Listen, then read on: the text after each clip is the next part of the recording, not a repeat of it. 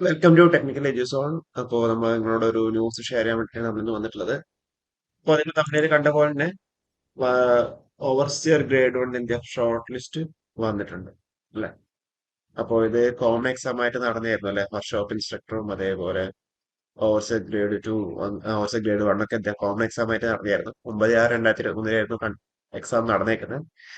ഇതിന്റെ category number 272/2020 ഈ ഇപ്പൊ വന്നിട്ടുള്ള ഷോർട്ട് ലിസ്റ്റ് ആണ്. ഷോർട്ട് ലിസ്റ്റ് കഴിഞ്ഞിട്ട് നിങ്ങൾക്ക് എന്താ ഡോക്യുമെന്റ്സ് വെരിഫൈ ചെയ്ത് കഴിഞ്ഞാൽ നിങ്ങൾക്ക് സ്വന്തമായിട്ട് അവിടെ റാങ്ക് ലിസ്റ്റ് വരുന്നുണ്ടാവും. ഈ ഒരു പോസ്റ്റിന് ഇന്റർവ്യൂ ഇല്ല. ഓക്കെ. അപ്പോൾ നിങ്ങൾ ഓൾറെഡി വൺ ഡേ വെരിഫിക്കേഷൻ കഴിച്ചാണെന്നുണ്ടെങ്കിൽ കുഴപ്പമില്ല. അല്ല, ഇനിയിപ്പോ നിങ്ങളുടെ ഇതൊരു വൺ ഡേ വെരിഫിക്കേഷൻ കഴിഞ്ഞില്ലാന്നുണ്ടെങ്കിൽ നിങ്ങൾ ഈ ലിസ്റ്റിൽ ഇൻക്ലൂഡ് ചെയ്തിട്ടുണ്ടെങ്കിൽ നിങ്ങൾക്ക് സ്വന്തമായിട്ട് അവിടെ വൺ ഡേ വെരിഫിക്കേഷൻ വേണ്ടി വരും.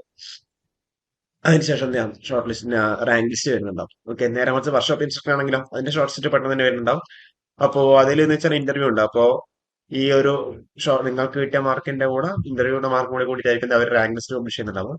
അപ്പൊ ഈ ഒരു ലിസ്റ്റിൽ എത്ര പേരെ ഇൻക്ലൂഡ് ചെയ്തേക്കുന്നത്, എത്രയാണ് കട്ട് ഓഫ് എന്നുള്ളതൊക്കെ നമുക്ക് നോക്കാം.